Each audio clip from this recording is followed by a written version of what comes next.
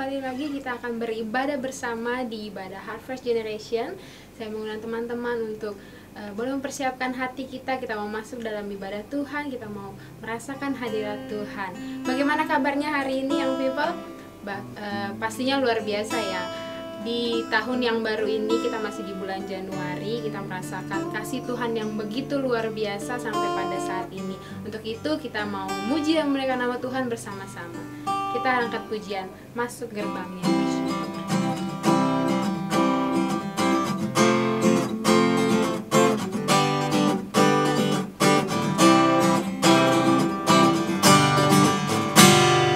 Masuk gerbangnya bersyukur.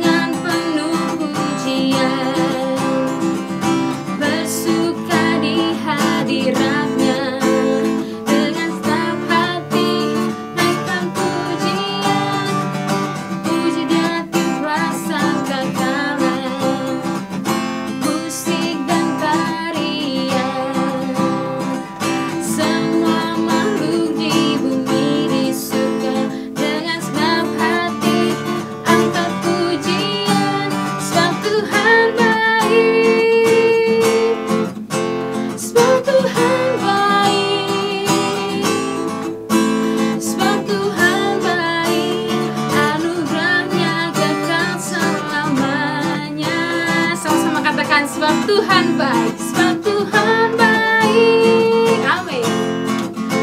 Sebab Tuhan baik, sebab Tuhan baik, anugerahnya kekal selamanya. Sekali lagi katakan, sebab Tuhan baik, sebab Tuhan baik, amin. Sebab Tuhan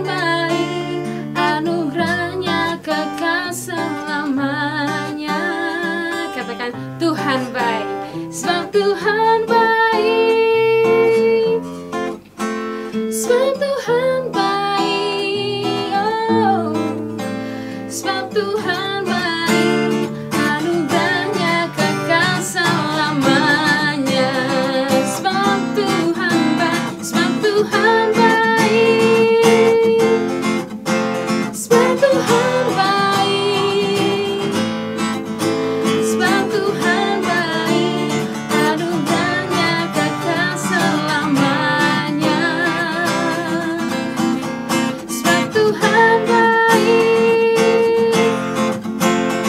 Tuhan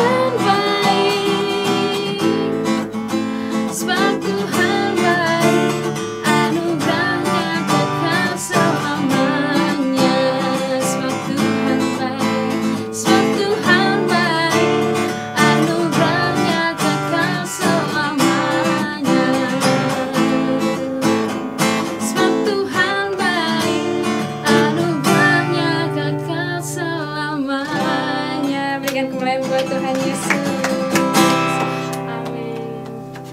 Terima kasih Tuhan Yesus. Terima kasih untuk kasih setia-Mu pada kami. Kami ada sebagaimana kami ada pada saat ini. Kami menyadari bahwa semua adalah anugerah Tuhan. pada saat ini Tuhan, kami anak-anak muda-Mu berkumpul dalam ibadah online ini, kami bersatu hati, kami mau puji nama Tuhan, kami mau tinggikan nama Tuhan. Kami yakin dan percaya penyertaan Tuhan pada kami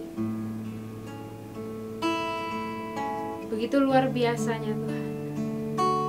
Terima kasih Tuhan Yesus. Terima kasih.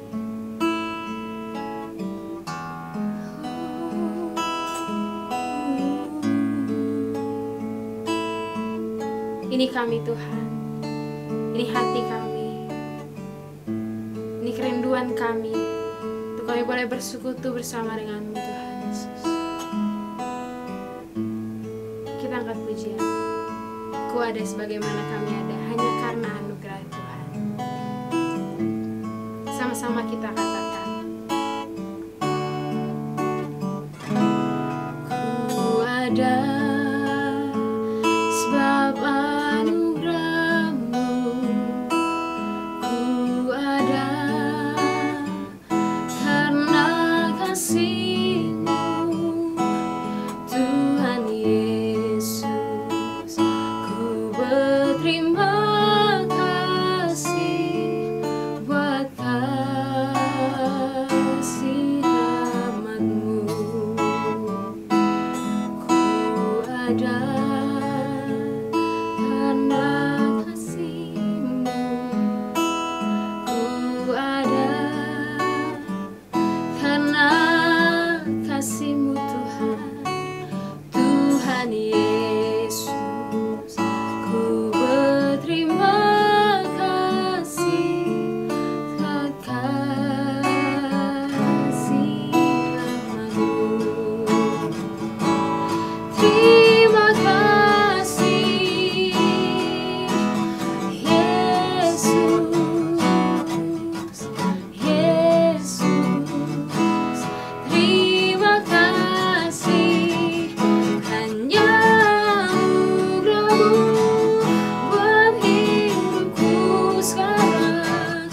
Ku kan memuji-Mu selamanya. Di pujian kami Tuhan, di penyembahan kami, biarlah Tuhan setiap pujian yang boleh keluar dari mulut kami itu boleh menyenangkan hati-Mu Tuhan. Mari kita sama-sama nyanyikan ini dari awal. Ku ada sebab anugerah-Mu. Ku ada sebab anugerah-Mu, ku ada karena kasih-Mu, Tuhan Yesus. Ku berterima kasih buat kasih rahmat-Mu. Terima kasih, oh Yesus, Yesus. Terima kasih, hanya anugerah-Mu buat hidupku sekarang. Ku kan memuji-Mu selamanya. Terima kasih Yesus, Yesus. Terima kasih, hanya anugerah-Mu buat hidupku sekarang. Ku kan memuji-Mu selamanya. Oh, terima kasih Yesus, kami puji-Mu. Terima kasih Yesus.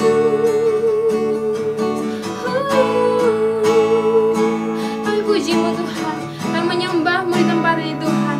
Oh Jesus, oh thank you Jesus. Terima kasih untuk kasih setia Tuhan pada kami. Terima kasih untuk setiap berkat Tuhan yang terus melimpah dalam hidup kami Bapa. Oh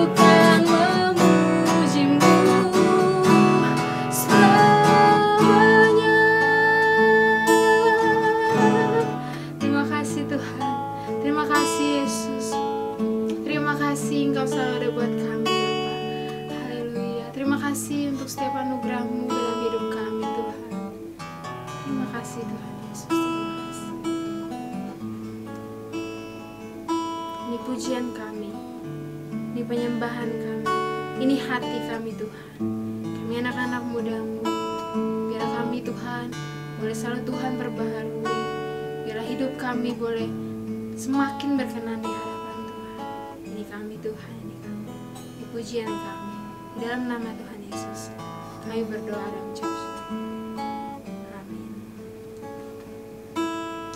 Kini saatnya kita akan menerima kebenaran firman Tuhan. Untuk itu kita persiapkan hati dan pikiran kita untuk boleh menerima kebenaran firman Tuhan. Sekarang teman-teman, mari kita bersatu dalam doa. Bapa yang baik, Bapa yang berkata dalam kerajaan surga, ini kami Tuhan. Pada saat ini Tuhan, kami telah menyanyikan segenap puji-pujian kami hanya untuk kemuliaan nama-Mu Tuhan. Sebentar kami akan mendengarkan firman-Mu. Biarlah Tuhan Kau yang mau menguasai hati dan pikiran kami. Biar kami boleh hanya fokus kepada firman-Mu, dan firman-Mu Tuhan boleh menjadi kebenaran, menjadi rema dalam kehidupan kami. Untuk kami anak-anak muda-Mu menjadi lebih baik.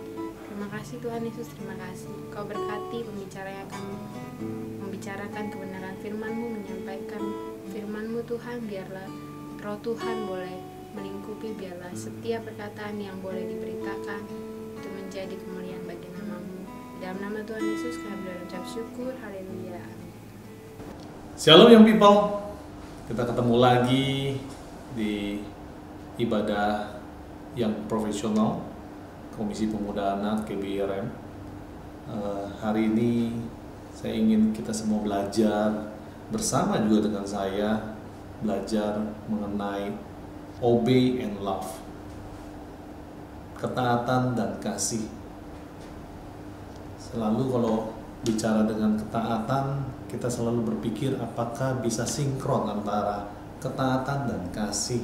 Sedangkan ada yang bilang kalau kasih melulu senantiasa, akhirnya kita membuat kita kebablasan dan kita bahkan seringkali bisa menyimpang dari apa yang menjadi aturan atau sistem yang berlaku saat ini oleh setiap kita. Nah, kita akan bahas dan kita akan belajar bersama bagaimana ketaatan dan kasih itu sendiri, apakah ada korelasi dan sebagainya. Kita akan mulai pelajaran kita akan belajar, kita akan sama-sama belajar firman pada saat ini, diambil dari 1 Yohanes 2 ayat 4 sampai 6. Saya bacakan, firman Tuhan berbunyi, barang siapa berkata, aku mengenal dia, tetapi ia tidak menuruti perintahnya, ia adalah seorang pendusta, dan di dalamnya tidak ada kebenaran. Tetapi barang siapa menuruti firman-Nya, di dalam orang itu sungguh sudah sempurna kasih Allah. Dengan itulah kita ketahui bahwa kita ada di dalam Dia. Ayat yang ke-6, barang siapa mengatakan bahwa ia ada di dalam Dia, ia wajib hidup sama seperti Kristus telah hidup. Ayat ini luar biasa. Saya waktu mempersiapkan ayat ini pun, di mana diberikan tema dari Komisi Pemuda Anak, saya berpikir, Tuhan, apakah hari-hari ini saya sudah melakukan perintah Tuhan, saya sudah mengerjakannya dalam keseharian saya. Saya nggak kepengen dalam keseharian saya hidup terlihat orang, kelihatannya ngikutin apa yang Tuhan mau. Tapi benar-benar dalam rumah tangga saya, keseharian saya, yang kelihatannya orang itu seperti itu, tapi di rumah tangga saya tidak. Saya nggak mau waktu saya pulang ke rumah, anak-anak saya malah menjauhi saya, takut sama saya. Bahkan bisa mengatakan, wah papa galak, papa nggak seperti di gereja. Saya nggak kepengen seperti itu. Saya pengen hidup saya sama seperti apa yang saya kerjakan, baik di dalam gereja, di luar gereja, di pelayanan, di pekerjaan, semua sama. Saya pengen seperti itu. Saya rindu banget seperti itu. Saya pengen pulang ke rumah, anak-anak saya antusias untuk menyambut saya, antusias untuk ngobrol dengan saya seperti seorang layaknya antara teman, sahabat, papa. Saya pengen seperti itu. Nah, saya berteringat ayat ini dan saya merefleksikan pada diri saya sendiri. Saya mulai berpikir, Tuhan, apakah sampai hari ini saya mengikuti apa yang Tuhan mau? Apakah saya taat dengan firman Tuhan, dengan perintah Tuhan? Ada umumnya kita taat karena ada beberapa faktor. Ya, di sini saya ada catat 5 faktor minimal yang dimana seringkali pada umumnya kita kelihatan tanda petik taat. Yang pertama, karena otoritas, ya, otoritas adalah orang yang di atas kita atau pemimpin kita atau tepatnya wakil kekuasaan yang Tuhan percayakan menaungi kita. Ya, siapapun itu bisa bos kita atau pemimpin kita di perusahaan, di tempat kita bekerja, entah itu kita sebagai staf biasa, seorang supervisor dan sebagainya, di pelayanan pimpinan kerohanian kita. Begitu pula dengan rumah tangga, ada kalau kita sebagai anak ada orang tua baik papa maupun mama, itu otoritas kita. Kalau kita seorang pasangan atau keluarga, dalam hal ini kita sebagai wanita atau istri, otoritas kita adalah suami. Begitu juga dengan suami, otoritas kita adalah Tuhan. Nah, itu bicara dengan otoritas karena faktor-faktor kita membuat kita taat. Salah satunya pada umumnya tadi dikatakan karena otoritas lebih dari kita. Entah itu lebih kaya, bisa lebih berkuasa, atau lebih powerful, lebih banyak followernya, lebih didengar orang, dan sebagainya. Umumnya faktornya itu yang pertama. Atau yang kedua, faktor kedua karena adanya kepentingan di balik ketaatan kita tersebut. Kita taat karena ada kepentingan, kita mau taat sama dia karena ada sesuatu hal, ada udang di balik batu, ya kata orang. Oke. Yang ketiga, karena kita ikut-ikutan. Orang-orang banyak taat dengan otoritas tersebut. Maka mau tidak mau kita ikut-ikutan juga taat seperti mereka, supaya kita nggak dijauhin orang, kita nggak beda sendiri yang aneh, gitu ya. Itu umumnya yang terjadi. Dan yang keempat, karena adanya hal-hal yang membatasi seperti sistem, norma, etika dan sebagainya, sehingga mau tidak mau kita harus taat. Itu umumnya yang terjadi. Jadi sistemnya kayak seperti bekerja, sistemnya dimana kalau kita terlambat, kita akan dipotong gaji kita, misalnya uang makan kah atau apa, kena penalti kan, yang membuat kita tuh diri taat karena sistem yang membuat seperti itu. Akhirnya kita terpaksa tanda petik taat. Yang kelima, karena takut dianggap tidak rohani, maka kita terpaksa terlihat taat di muka orang. Ya. Dan masih banyak faktor lagi, saya yakin mungkin saudara-saudara sekalian bisa menyebutkan, memikirkan, you name it, apa yang kira-kira menurut kalian faktor apa aja yang membuat kita kayak terpaksa untuk taat. Itu semua bentuk-bentuk ketaatan yang terpaksa atau semu.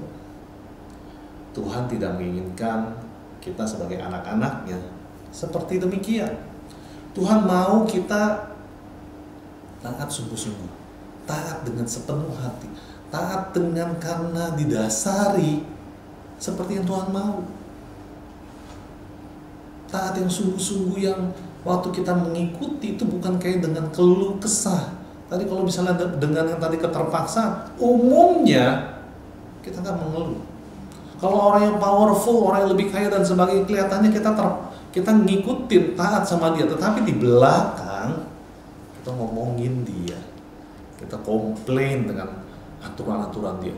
Bisa contohnya, Apa sih itu aturannya? Nggak make sense, nggak masuk akal, begini begitu. Banyak sekali kita mengeluh bersungut-sungut. Tuhan nggak kepengen taat yang model seperti itu.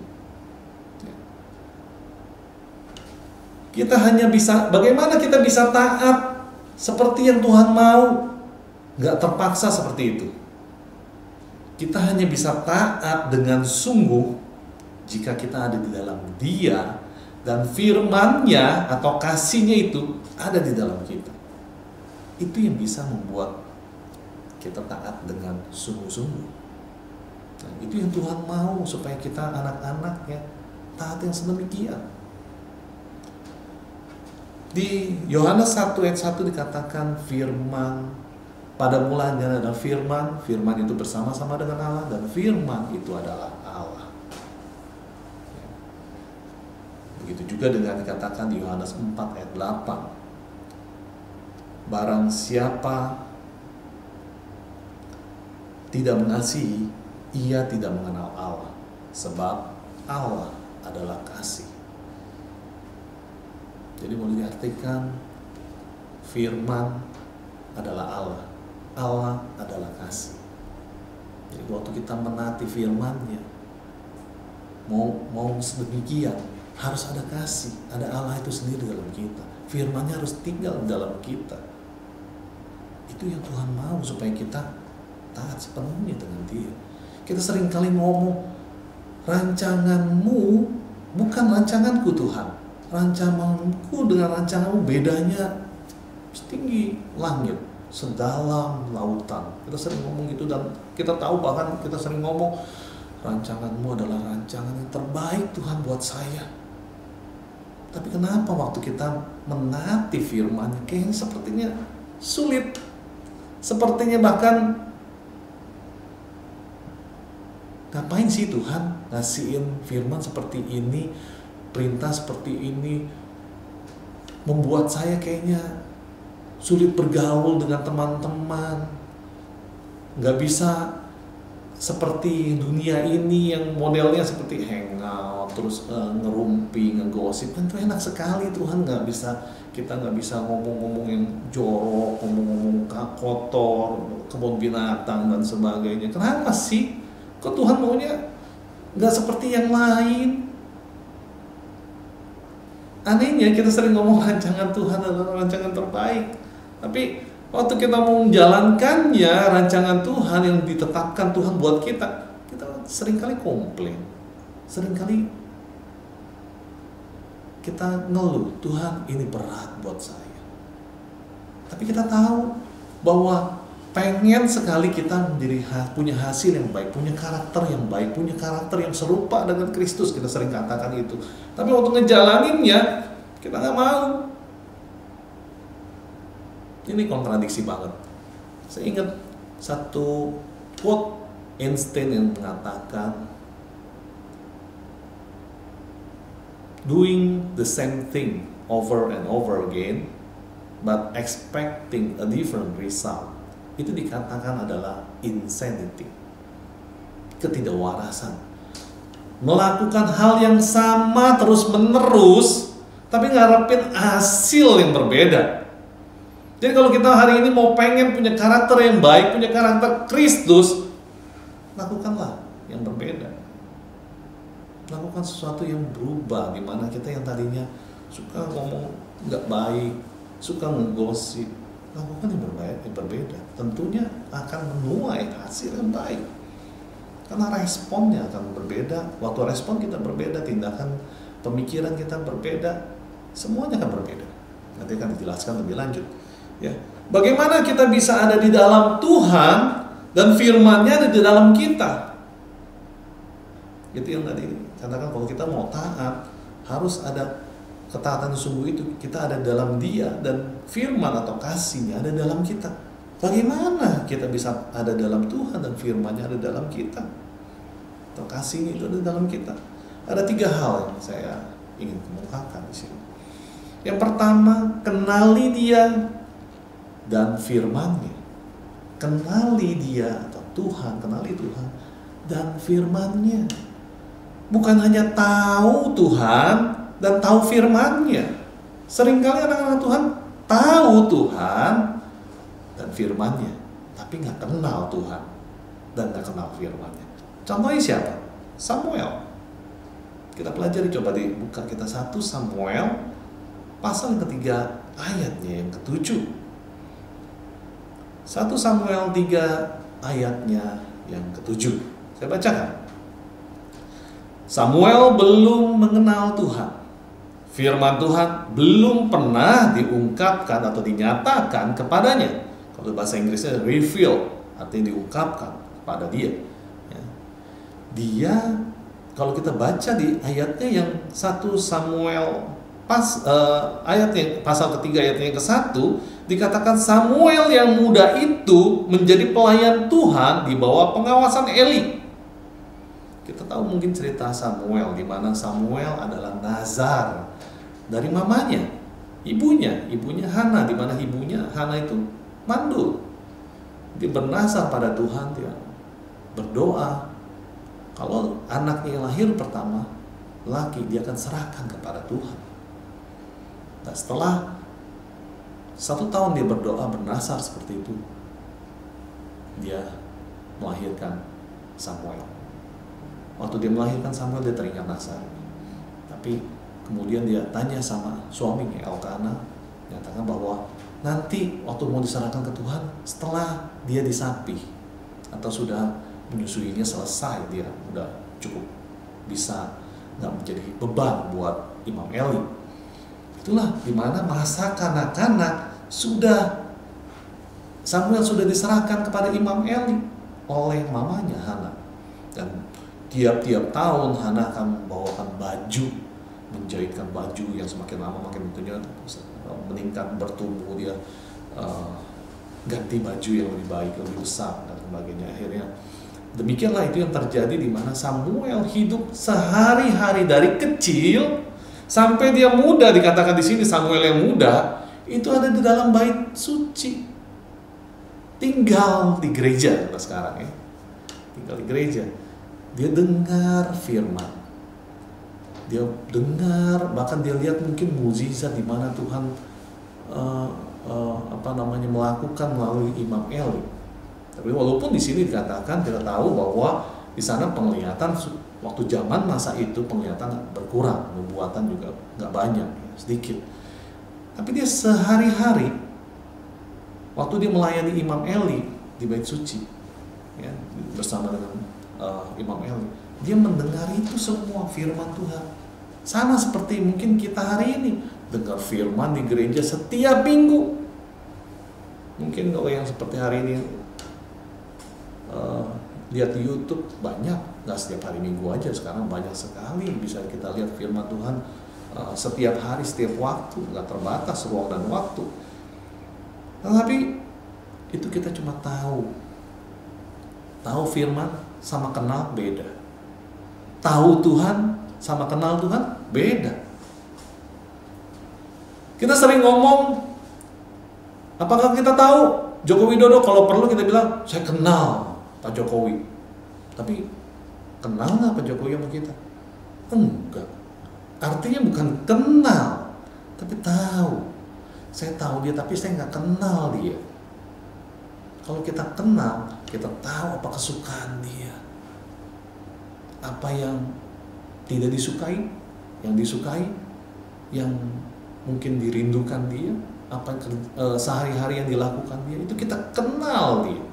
Apakah hari ini kita sering mendengar firman, kita kenal dengan firman itu? Setiap hari kita mungkin tahu Tuhan, tahu mujizatnya, bahkan lihat mujizatnya, tapi nggak kenal dengan si pemberi mujizat. Kita nggak kenal siapa itu Tuhan. Jangan-jangan hari ini seperti itu kita. Kenali dia, kenali Tuhan dan firman-Nya dengan benar. Ya. Jangan sampai seperti dikatakan di Samuel ini. Samuel sampai perlu. Kenapa bisa dikatakan ini? Karena Samuel nggak mengenal Tuhan, dia nggak pernah dengar suara Tuhan. Dimana kalau kita lihat baca ayat sebelumnya, Tuhan memanggil Samuel. Samuel, Samuel. Samuel berpikir, Imam Eli panggil dia, langsung dia bangun. Malam-malam loh, dia nggak pernah berpikir yang enggak ada setan kah, ada apa, enggak berpikir itu. Dia langsung datang, ya Bapak, engkau mau manggil aku? Enggak tuh, Imam Eli mengatakan demikian, karena dia nggak tahu kalau Tuhan yang memanggil, bukan Imam Eli. Tapi di sini kita juga bisa melihat bahwa Samuel selalu berpikir positif. Dia nggak berpikir, oh jangan-jangan ada hal lain nih yang manggil nih.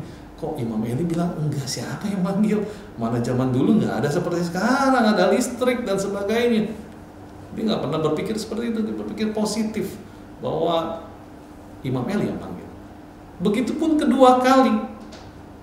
Dan akhirnya dinyatakan di ayat yang ke-7 bahwa Samuel belum mengenal Tuhan.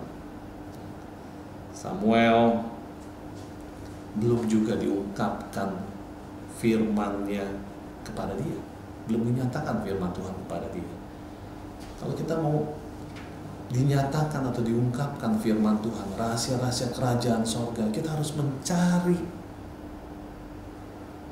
dengan rasa lapar dan haus akan kebenaran. Itu yang akhirnya Tuhan akan berikan, kita akan dipuaskan seperti di Matius dikatakan. Berbahagia orang yang lapar dan haus akan kebenaran, karena dia akan dipuaskan. Tuhan akan memuaskan kepada kita, kepada orang-orang yang mau senantiasa rindu untuk dipuaskan. Ya. Kenali dia. Yang kedua, bagaimana kita bisa ada di dalam Tuhan dan kasih-Nya atau firman-Nya itu ada dalam kita. Hidupi firman. Itu yang kedua. Hidupi firman-Nya. Bagaimana cara hidupi firman? Waktu kita tahu baca firman, kita harus punya respon hati yang benar. Responnya, Tuhan, aku mau diubahkan Tuhan. Aku mau Tuhan seturut kehendak-Mu. Aku mau hidup sesuai dengan firman. Aku mau hari ini saya nggak mau lagi mengikuti dengan apa yang biasa aku lakukan. Aku mau ikuti apa yang Tuhan mau. Responnya yang benar. Waktu respon kita benar, akan memicu pikiran yang benar, punya persepsi yang benar, pandangan yang benar, paradigma yang benar. Waktu pikiran kita yang benar, otomatis kita akan melakukan tindakan dan perucapan yang benar juga. Tindakan dan ucapan yang benar. Waktu mulai kita biasakan atau melakukan tindakan-tindakan, ucapan-ucapan itu hari lepas hari, sedikit-sedikit, setiap hari kita belajar melakukan tindakan yang benar itu dan ucapan yang benar. Tanpa disadari kita akan melakukan kebiasaan yang baik. Ya. Kita memupuk kebiasaan yang baik. Waktu kebiasaan yang baik itu terus-menerus kita kerjakan, lama-lama jadi karakter yang baik. Kalau hari ini kita mau serupa dengan Kristus yang dikatakan di ayatnya yang ke-6 tadi. Kalau kita mengatakan kita ada di dalam Dia, kita wajib hidup sama seperti Kristus hidup. Jadi artinya apa? Christ likeness, kita serupa dengan Kristus. Mau serupa dengan Dia, punya karakter yang luar biasa, dimulai dari tindakan kecil, dari pertama bahkan respon hati yang benar, diisi dengan firman. Kasih Allah memenuhi hati kita, yang akhirnya membuat kita bisa melakukan itu. Dasari itu dengan kasih Allah. Nah, hidupi itu, jalani. Walaupun mungkin banyak badai, banyak godaan, banyak tantangan, mungkin bahkan kita dilecehkan, dijauhkan oleh komunitas. Kita tahu disebutnya sangkal diri pikul salib. Makanya Tuhan katakan, kalau kamu mau mengikut aku, kamu harus menyangkal dirimu, memikul salibmu setiap hari. Kita belajar itu. Oke, dan yang ketiga, bagaimana kita bisa ada di dalam Tuhan dan firman-Nya ada di dalam kita. Yang ketiga adalah jadikan firman-Nya gaya atau cara hidup keseharian kita. Waktu firman atau kasih-Nya itu yang dikatakan Allah adalah firman, firman adalah Allah, Allah adalah kasih itu sendiri. Kasihnya mendasari dan firmannya mendasari semua cara kita tadi berpikir, bahkan berkehendak, berpikir, berucap. Kita lakukan itu dengan sehari-hari, itu sebagai keseharian kita, jadi gaya hidup kita. Dengan sendirinya kasih itu kan memenuhi setiap kita. Tadi dikatakan kasih Allah sepenuhnya pada setiap kita, sempurna. Itu yang Tuhan mau. Dengan sendirinya, ketaatan tidak dengan terpaksa. Waktu kita melakukan tiga bagian tadi, dengan sendirinya kita akan tentunya menaati apa yang Tuhan mau dalam hidup kita. Kita menaati wakil kekuasaan Tuhan yang ditaruh di atas kita sebagai payung rohani kita, baik itu di pemerintahan, baik itu di pekerjaan, baik itu dalam keseharian, baik itu dalam kerohanian.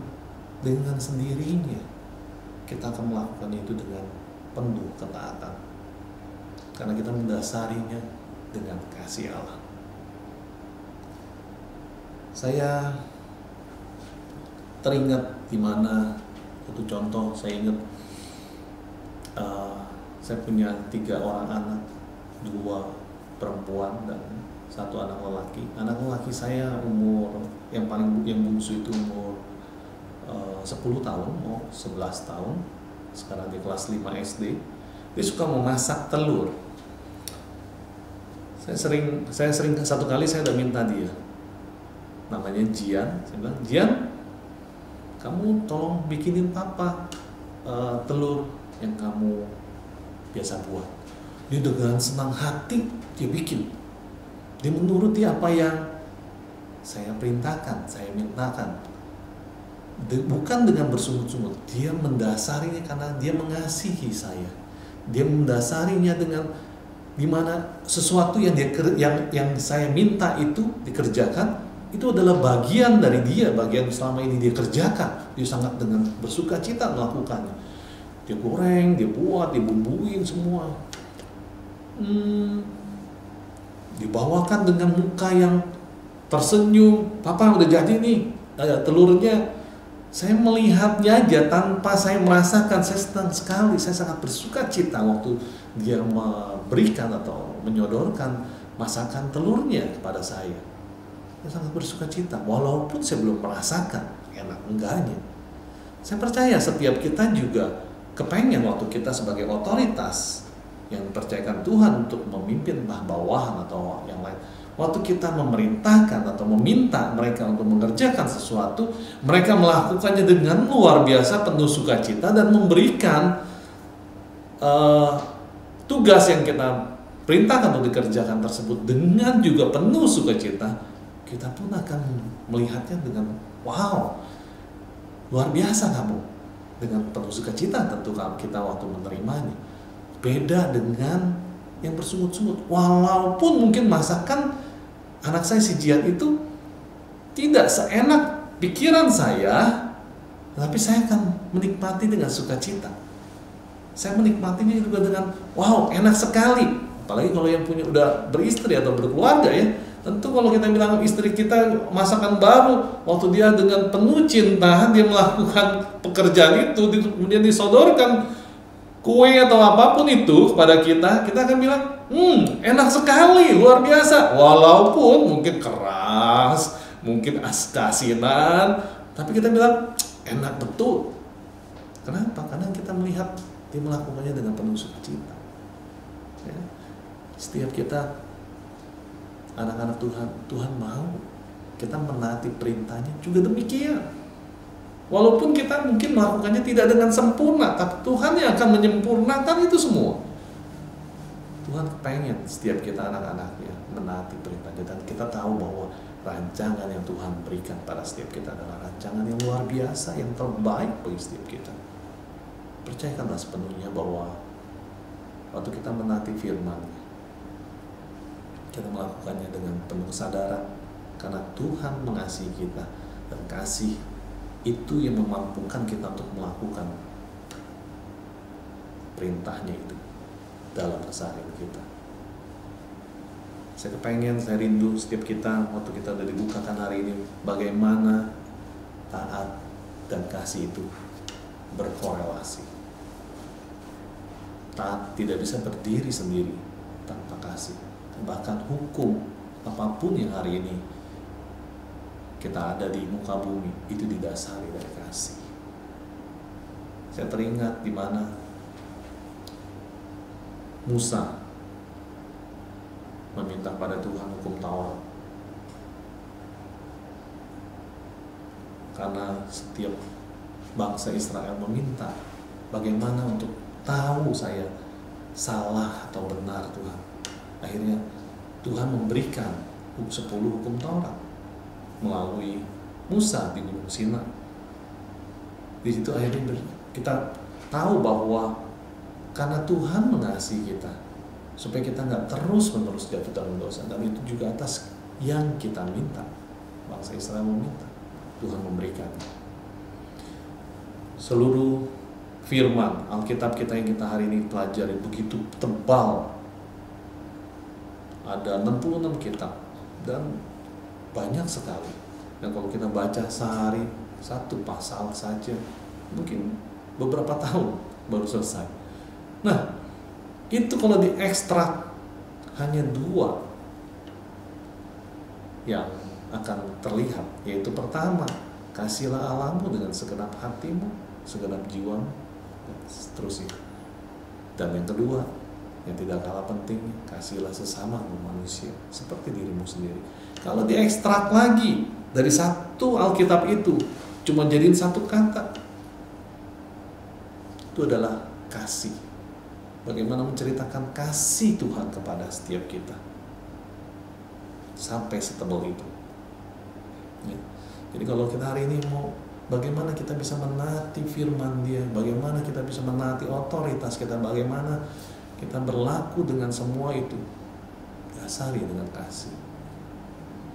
Bukan dengan karena kita taat, kita nggak melanggar sesuatu terus kemudian kita dihukum, terus kemudian hukuman itu jadi bagian kita yang terus menerus. Tidak.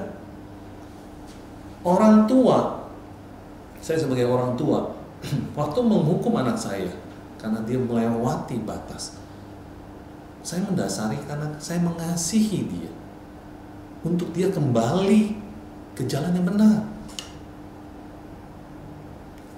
Saya kepengen dia menaati apa yang jadi peraturan yang saya berikan, supaya dia tidak menyimpang dari jalan yang benar. Tujuannya karena saya mengasihi dia, makanya saya mau buat itu. Begitu juga dengan Tuhan, begitu juga dengan hari ini setiap hukum yang ada. Tujuannya karena kita dikasihi. Dasari itu setiap kita, dan saya percaya hidup kita akan berkemenangan dalam Tuhan. Terima kasih. Tuhan Yesus memberkati. Mari kita tundukkan kepala, bersatu dalam doa. Bapa kami dalam kerajaan surga, kami mengucap syukur Tuhan, pada hari ini kami boleh belajar bagaimana kami boleh taat, dan kami boleh mendasarinya dengan kasih Tuhan. Biar setiap kami Tuhan boleh mengimplementasikan dalam keseharian kami, sehingga waktu kami belajar baik mengenali Tuhan Engkau sendiri dan firman-Mu Tuhan, kami belajar bagaimana kami menghidupi firman-Mu, bahkan kami belajar menjadikan firman-Mu atau kasih-Mu itu Tuhan menjadi gaya hidup kami sehari-hari. Kami percaya Tuhan, kami boleh berjalan sesuai dengan kehendak. Kami boleh senantiasa menaati segala sesuatu yang Tuhan perintahkan pada setiap kami, sehingga kami boleh mengalami terobosan-terobosan, sehingga kami hari lepas hari semakin serupa dengan Kristus, dan kami boleh jadi terang dan garam dimanapun Tuhan tempatkan. Kami boleh menjadi berkat bagi keluarga kami boleh menjadi berkat bagi bangsa dan negara kami. Terima kasih Tuhan untuk setiap kebaikan-Mu dalam hidup kami. Mampukan kami untuk dapat belajar, mempraktekannya, bahkan tuntun bimbing setiap kami Tuhan, untuk hari lepas hari kami boleh belajar dalam proses pendewasaan iman kami sehingga kami sampai di garis akhir dengan sempurna. Kelak kami ketemu dengan Engkau Tuhan, kami boleh menyelesaikan tugas kami, kami boleh melaporkan bahwa kami telah menyelesaikannya dengan sempurna. Terima kasih Tuhan untuk hari ini Tuhan, kami boleh dibukakan akan hal yang baru. Biarlah setiap kebenaran firman-Mu yang hari ini ditabur berakar kuat di dalam Engkau, bertumbuh dan berbuah-buah lebat, dan dimanapun kami berada, kami boleh menjadi saksi Kristus. Terima kasih Tuhan, terima kasih. Segala puji, hormat, syukur panjatkan kehadirat-Mu. Hanya dalam nama Tuhan Yesus Kristus kami telah berdoa dan kami telah mengucap syukur. Kita yang telah diberkati Tuhan, sama-sama kita katakan amin. Tuhan Yesus memberkati. Shalom Jemaat Tuhan, kami mengundang untuk kembali hadir dan beribadah bersama keluarga di GBI REM. Di Hotel Ciputra, ruang Puri 5 dan 6 lantai dasar, ada 5 kali ibadah. Pukul 9, 11, 13, 15, dan 17. Sedangkan di Toko Ban Sumber Makmur lantai 2, Jalan Daan Mogot nomor 119, ada 1 kali ibadah pukul 10. Ibadah diadakan dengan tetap mengikuti protokol kesehatan, mencuci tangan, memakai masker, dan menjaga jarak. Bagi jemaat yang tidak dapat hadir, bisa mengikuti ibadah secara online di channel YouTube GBI REM Ciputra setiap minggu pukul 7 pagi. Untuk ibadah kids di pukul 9 pagi. Sedangkan untuk youth, setiap Sabtu pukul 5 sore. Bagi jemaat yang rindu memberikan persembahan, bisa melalui transfer ke rekening BCA dengan nomor 466 700 0008 atas nama Paulus T. Supit. Bisa juga melalui OVO, GoPay, Link Aja, dan Dana. Jangan lupa untuk share, like, dan subscribe. Tuhan Yesus memberkati. Kita sudah mendengarkan firman Tuhan, firman yang boleh mengingatkan kita kembali untuk kita boleh tetap hidup di dalam Tuhan. Untuk itu, saya undang teman-teman untuk minggu depan jangan lupa kita akan berkumpul kembali dalam ibadah online Heart First Generation. Kita berkumpul lagi dari ibadah online ini. Untuk itu kita boleh akan menerima berkat Tuhan. Kita angkat pujian. This is my song, my Savior God to thee. How great thou art, how great thou art. Then sings my soul, my Savior God to thee. How great thou art, how great thou art. Then sings my soul, my Savior God to thee. How great thou art, how great thou art. Then sings my soul, my Savior God to thee. How great thou art, how great thou art. How great thou art, how great thou art.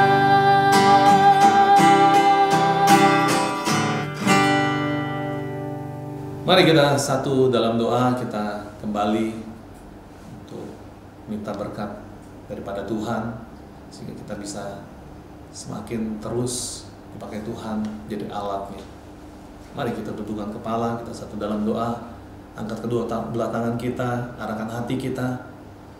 Terima kasih Tuhan untuk kebaikan-Mu, kemurahan-Mu dalam hidup kami. Kami boleh belajar hari lepas hari bagaimana kami menyangkal diri kami, memikul salib kami, bahwa kami tahu Tuhan, setiap hal yang Kau izinkan untuk kami hadapi, kami tidak menghadapinya dengan sendiri, tapi kami menghadapinya bersama dengan Engkau. Tangan penyertaan Tuhan senantiasa ada pada setiap kami, yang membawa kami terus naik dan bukan turun, jadi kepala dan bukan ekor. Dan kami tahu Tuhan, setiap hal dalam kehidupan kami Engkau akan mencukupkannya. Karena Engkau Allah yang mencukupkan kepada setiap kami, bahkan dengan melimpah bagi setiap kami. Berkat Tuhan senantiasa ada pada setiap kami, Tuhan. Terima kasih, Tuhan. Sebentar kami akan melanjutkan aktivitas kami yang lain, Tuhan. Kami perlu dan butuh akan berkat-Mu, perkenan-Mu dalam hidup kami. Kiranya berkat Tuhan senantiasa melimpah atas Engkau. Tuhan akan melindungi Engkau dan memberkati Engkau sepanjang umur hidupmu. Dan biarlah kasih Tuhan senantiasa menyertai setiap kita dari sekarang sampai selama-lamanya. Kita yang sudah diberkati Tuhan, sama-sama kita katakan amin. Tuhan Yesus memberkati.